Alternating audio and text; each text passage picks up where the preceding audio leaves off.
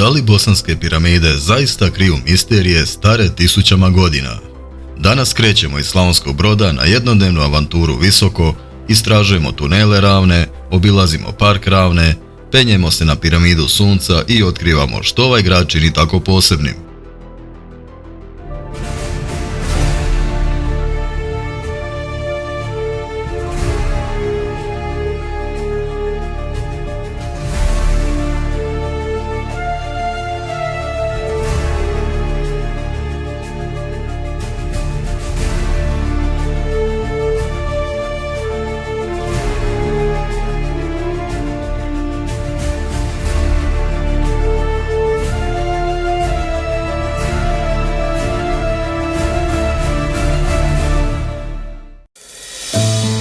Dobro jutro i veliki pozdrav svima od marketinške agencije Dosje Mix. 6 je sati i 15 minuta, krećemo na današnje jednodnevno putovanje, vodimo vas na možda najmističniji izlet na Balkanu. Interes za ovo putovanje je bio velik, pa je tako autobus bio popunjen do zadnjeg mjesta turistima iz cijele Hrvatske.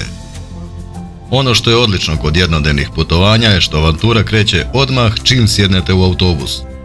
Turistički vodič je odmah na početku putovanja ukratko ispričao neke osnovne informacije o povijesti Bosne i Hercegovine. Ubrzo smo stigli na granični prijelaz, a sam prijelaz je protekao jako brzo jer nije bilo gužve na granici. Isto tako i na bosanskoj strani, čak je proteklo još brže, tako da smo se vrlo brzo zaputili prema Visokom. U Doboju smo stali i napravili prvu pauzu od pola sata. Tu smo popili kavu i sok, a neki su nešto i pojeli jer dug je put. Ovo je standardna ritualna priprema za istraživanje piramida. Pored kafića se nalazi i pekara, ispred koje je i jedna mačka imala svoj jutarnji ritual. Nakon pauze smo krenuli dalje na put. U daljem nastavku putovanja vodič je nastavio s pričom o prirodnim ljepotama Bosne i rijeci Bosni, koja nas je pratila velikim dijelom puta. Izvor rijeke Bosne nalazi se kod Sarajeva, takozvano vrelo Bosne, a cijela država je po rijeci Bosni dobila ime jer je bila jako važna za stvaranje etnogeneze i bosanskog stanovništva. Prošli smo kroz Zenicu, najvažnijem gradu metalurške industrije na području Bosne i Hercegovine, u kojem je bila izrazito razvijena vojna industrija koja se temeljila upravo na ovakvom velikom postrojenju u Zenici. Osim ovog postrojenja, Zenica je bila poznata naravno i po KP domu Zenica. U Bosni je jako poznat i aktivan Franjevački red, odnosno Franjevci koji žive u skladu s prirodom, te su zbog toga jako dobri farmaceuti, pa se tako osim duhovnosti bave i ljekovitim biljkama, odnosno travarstvom. Stigli smo u Visoko, grad koji je postao poznat po jednom od najvećih arheoloških misterija Europe. Da biste obišli sve vrhove i lokalitete u Visokom, potrebno je provesti nekoliko dana, pa se tako ovdje nalaze i smještajni kapaciteti koje ovdje možete vidjeti. U cijelom ovom kompleksu možete primijetiti brojne poruke poput ove: ljubav, mir, sloboda. Prvo smo se zaputili prema podzemnom labirintu Ravne, prapovijesnoj mreži podzemnih tunela i prostorija.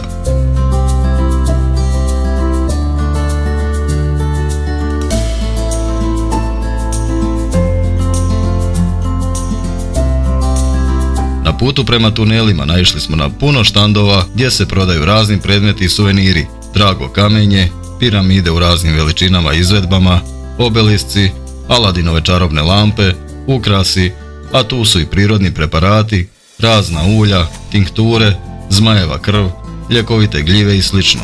Cijene se kreću od 5 eura pa sve do 300 i 400 eura, ovisno o vrijednosti samog predmeta. U suvenirnicama je moguće kupiti i brojne knjige doktora Semira Osmanagića, prevedene na više svjetskih jezika. Kupnjom ovih stvari pomaže se fondaciji i radu volontera koji ovdje rade.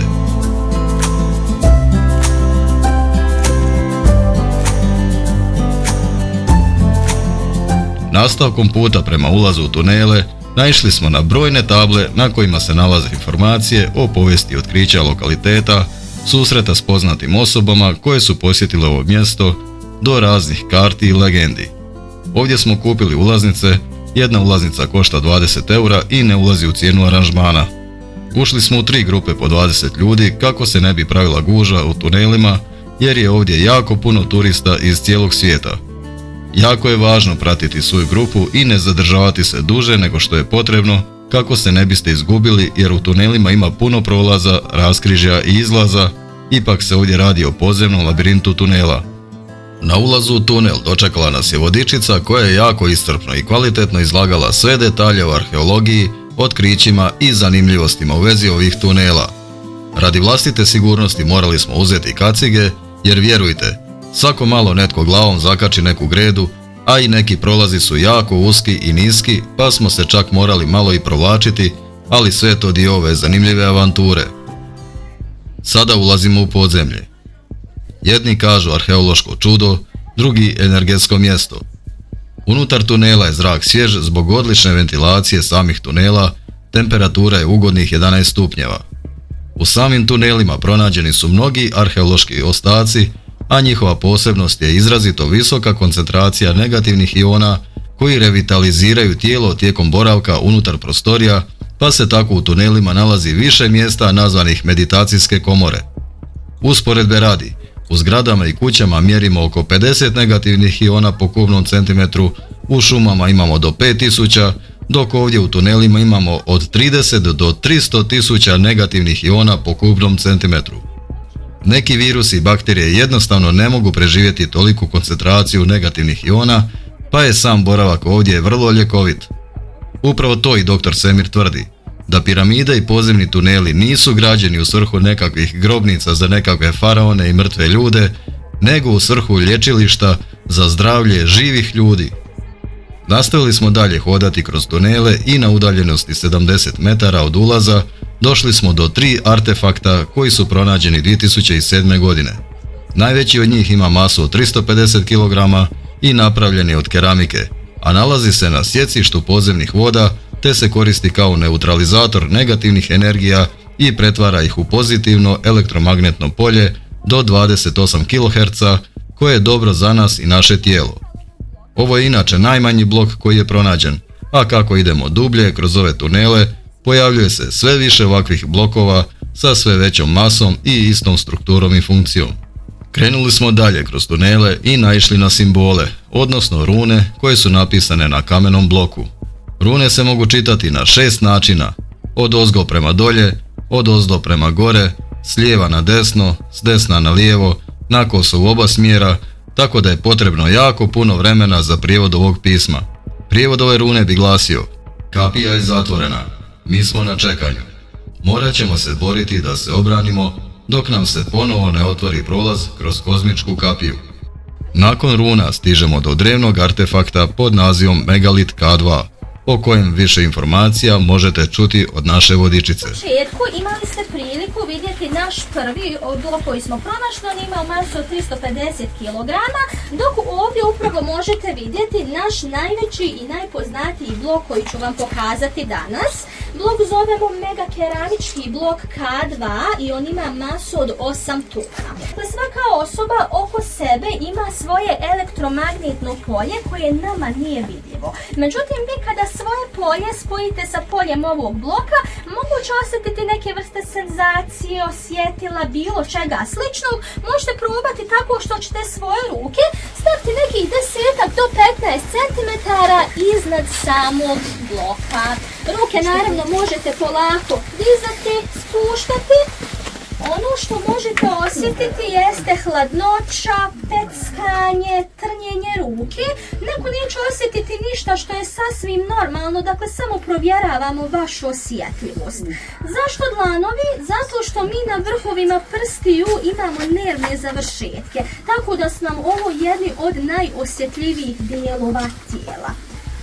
Otkrivene su još 2 tunela, odnosno akumulacije ispunjene vodom. Ti tuneli su trenutno zatvoreni jer su ljudi htjeli sami uzimati vodu, pa se tako ta voda može kupiti u bočicama do 250 ml. Ta voda je apsolutno čista, ima pH vrijednost 7,5, što je ujedno i pH vrijednost naše krvi. Struktura te vode je savršen heksagon koji je inače najčvršći i savršen oblik u prirodi. Ovakva voda stabilizira krvnu sliku i tlak. Ovdje naše putovanje kroz podzemne tunele završava. Ostavljamo kacige i odlazimo u park Ravne gdje imamo slobodno 2 sata za razgledavanje i odmor u prirodi. Ispred ulaza u tunele se nalazi ogromna zlatna džezva iz koje se poslužuje turska kava. Inače se ovdje nalaze kafići s prelijepim pogledom na park, gdje možete uživati u suncu, na svježem zraku i prirodi. U parku Ravne nalazi se jako puno zanimljivosti i trebalo bi nekoliko dana da ih se sve zabilježi i ispriča priča o njima, tako da vam ovdje prikazujemo samo neke najzanimljivije lokacije. Nakon misterije pod zemljom, totalno druga energija. Kao mali spoj prirode, umjetnosti i mira. Park je pet friendly, što znači da su kućni ljubimci ovdje dobrodošli. Tu možete vidjeti kupolu koja je zapravo sala za sastanke, botaničke vrtove, fontane, park cvijeća, multimedijalna dvorana s Teslinim trgom, vremeplov, ružin labirint ljubavi sa 6 latica odnosno aspekata života, labirint energije, geopunkturni polukrugovi, magična šuma, koncertna bina, fenomen kamenih kugli, dječje igralište, bine za jogu i meditaciju, kamen vremenske prognoze, zelena kristalna piramida, wellness energetska osmica, pojačivač aure, skulptura ona, instalacija zagrli drvo i tako dalje.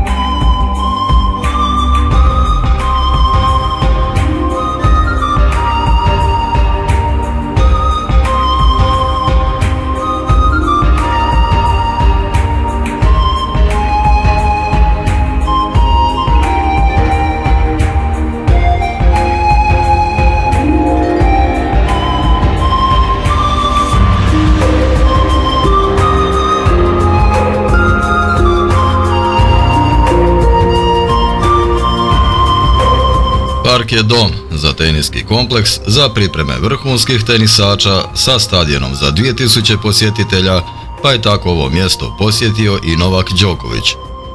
Tu su još tereni za odbojku na pijesku, teren za košarku i rekreacijska staza Piramida dužine 5,5 km za one koji vole trčati u prirodi. Ulaz u ovaj ekološki park je besplatan i postaje kulturna oaza Balkana s koncertima, predavanjima, glazbom i plesom. Ovo je otočić duhovnog mira, ljepote života, druženja, vedrine i harmonije s prirodom. Jednostavno ovdje poželite ostati duže. Postoji legenda o vilama koje su živjele ovdje, pa se tako u magičnoj šumi nalazi opis svih vila ovog mjesta. Bosanska vila, Kraljica vila Zlatna, Crvena vila, Vila Planinka i Gorska vila.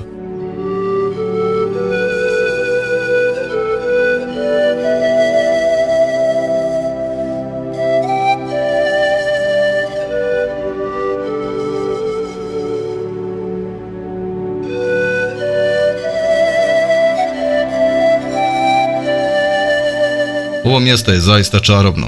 Osjeti se veliki mir dok udišete čist zrak i uživate u prirodi. Teško je ovo i opisati. Jednostavno trebate doći i osjetiti energiju ovog mjesta jer je zaista poseban osjećaj. Nakon parka Ravne vratili smo se do našeg autobusa i krenuli prema Piramidi Sunca. Obilazak traje sat vremena. S obzirom da je ovo područje jako brdovito i da se jako puno hoda, ovaj put nije prilagođen za osobe lošije tjelesne kondicije. Zbog toga je tko je želio mogao je sjesti u obližnji kafić i pričekati povratak naše ture. Stigli smo na parking i krenuli pješke prema Piramidi Sunca. Put je zaista izazovan zbog velikog uspinjanja, tako da je ovaj dio više za one koji vole planinariti i koji su u odličnoj kondiciji. Sudeći po našoj turi, skoro su svi krenuli u avanturu penjanja na Piramidu Sunca. Vrijeme nas je poslužilo. Bilo je ugodno toplo, tako da smo sa sobom ponijeli ruksake i dovoljne količine vode. U Visokom se nalazi najmanje 5 piramida. Piramida Sunca, Piramida Mjeseca, Piramida Zemlje, Piramida Zmaja i Piramida Ljubavi, zajedno s ogromnom mrežom podzemnih tunela, koje je 2006. godine otkrio dr. Semir Osmanagić, takozvani bosanski Indiana Jones. On tvrdi da piramide nisu građene samo u Egiptu, nego u cijelom svijetu, pa tako i ovdje u Bosni u Visokom. Nadalje govori kako su napravljena istraživanja po kojima su ove piramide stare između 12.000. i 500. godine prije Krista, te su stoga ovo najstarije i ujedno najveće piramide na svijetu, a najveća piramida je upravo Piramida Sunca s visinom od 368 metara i to s najmanjim odstupanjem orijentacije prema sjeveru, koje iznosi 0 stupnjeva, 0 minuta i 12 sekundi, što ju čini najpreciznijom orijentacijom na svijetu. Također, ove piramide odlikuje i sveta geometrija, opisana zlatnim rezom. Dr. Semir Osmanagić tvrdi da je ovo i najkvalitetnija piramida na svijetu zbog velike čvrstoće samih kamenih blokova. Čvrstoća najkvalitetnijeg betona u 21. stoljeću iznosi 110 megapaskala, dok čvrstoća betona kojim je izgrađena piramida u Visokom iznosi između 70 i 130 megapaskala, dakle više od najkvalitetnijeg betona kojih poznaje današnja civilizacija. Osim čvrstoće i kvalitetu betona određuje i apsorpcija vode. Što je apsorpcija niža, to je kvaliteta bolja. Naše norme dozvoljavaju do 3%, dok ovaj beton od kojih je izgrađena piramida ima samo 1%, što ga čini superiornim i zbog čega su ove piramide ostale čitave i nakon toliko puno godina. Penjući se na Piramidu Sunca, dočekao nas je turistički vodič koji nas je uveo u cijelu priču o bosanskoj Piramidi Sunca. Kada vidite piramidu uživo i stojite na njoj, stvarno djeluju monumentalno. Zaista se osjeti neka posebna atmosfera, znajući sve ove informacije i imajući poštovanje prema onima koji su sve ovo izgradili, jer su očito imali ogromno znanje o gradnji. Nakon detaljnog izlaganja vodiča imali smo malo vremena i za slikanje na piramidi, jer je zaista jako lijepa uspomena biti dio ovakve drevne povijesti i arheološkog nalazišta.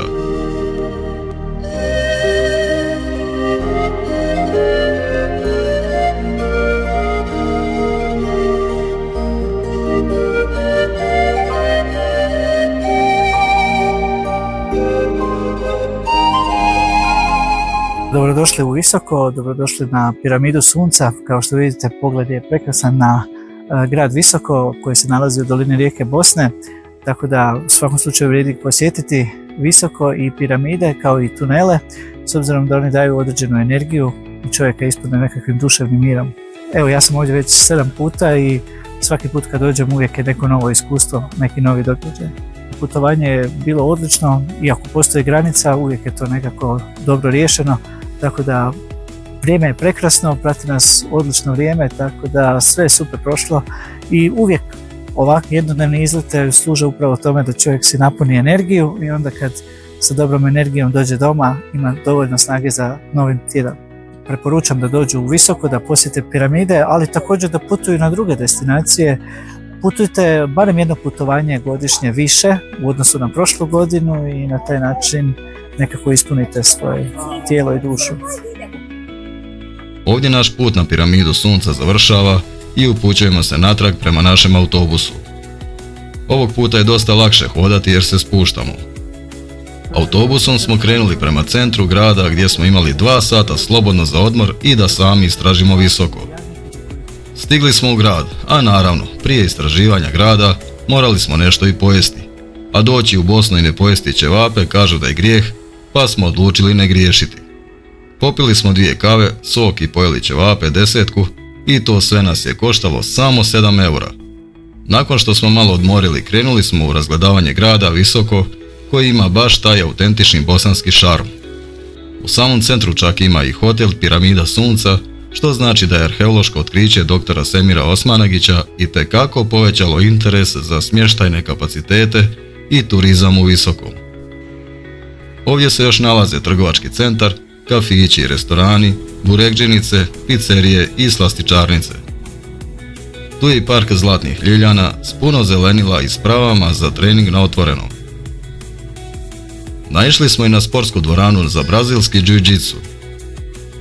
Ovdje se nalazi most preko rijeke Bosne, a s druge strane se nalazi Franjevački samostan. Pogled s mosta je jako lijep.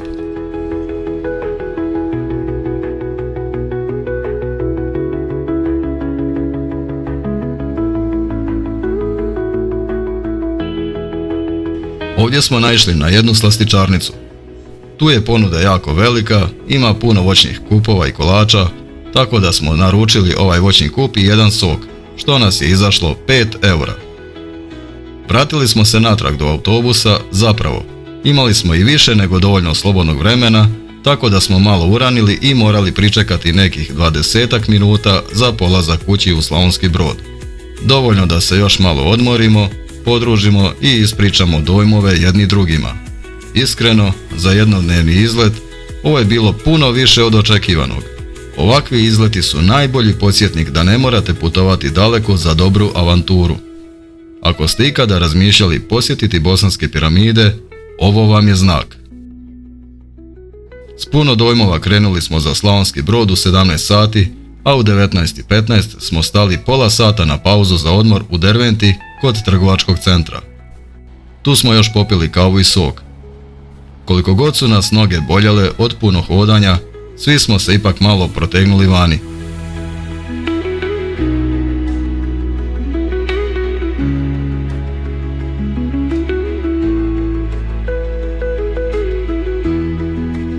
Odmorili smo se i krenuli na put kući. U povratku smo oba granična prijelaza prešli iznenađujuće vrlo brzo, tako da nije bilo nekog dugog čekanja. Slavonija busa, dečki su isto također bili jako dobri, jedan pljesak za naše dečke. U Slavonski Brod smo stigli u 15 do 9. Ako želite još ovakvih jednodnevnih avantura, neka nam se jave turističke agencije sa svojim aranžmanima kako bismo vas vodili na zanimljiva mjesta, puna priča i doživljaja. Ako vam se sviđa ovaj video, lajkajte, pišite u komentarima jeste li bili u Visokom, pretplatite se za još putovanja. Vidimo se u sljedećem putovanju na nekoj novoj destinaciji. Lijep pozdrav!